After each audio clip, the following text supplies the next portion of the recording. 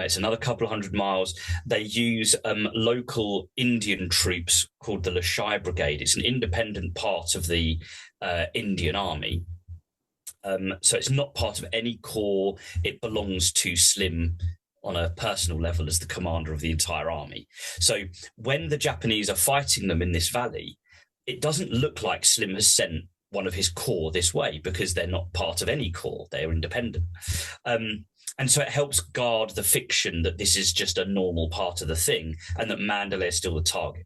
But what it means is that suddenly when this brigade of Indian soldiers breaks out of this valley 80 miles south of Mandalay, still on the western side of the Irrawaddy, but they're now 80 miles much further south. And Slim's plan is to cross the Irrawaddy, capture this town of Meiktila, knowing full well that firstly, the Japanese will have sent loads of reinforcements to Mandalay, which is 80 miles to the north. So if he comes across and captures Meiktila, he will trap most of the Japanese army north of him. But the other thing is that Meiktila is in the southern part of the central dry belt, because the dry belt stretches either side of the Irrawaddy River.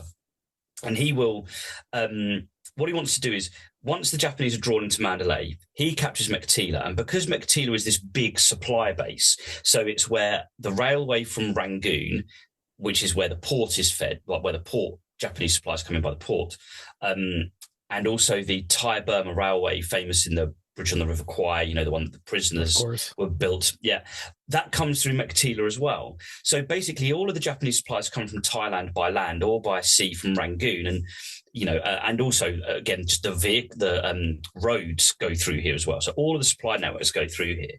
And there's an airfield, a large air base there as well, or a medium-sized airbase. They capture Meiktila, and the Japanese have to take it back. They can't survive without it. And so Slim now will have his battle on a central plain. Okay, it's a different central plain to the one he originally planned, but he has his battle, and the Japanese will come to him. And so he assigns a guy called Cowan, and rather romantically in a way, Cowan is the commander of the 17th Indian Division. Now, again, listeners might remember earlier in this pod, they were the guys that were sent to Burma at the very beginning of the war and were kicked all the way out. They fought tenaciously in the Battle of Imphal, and now they kind of have the honour, as it were, to be the division that takes this masterstroke.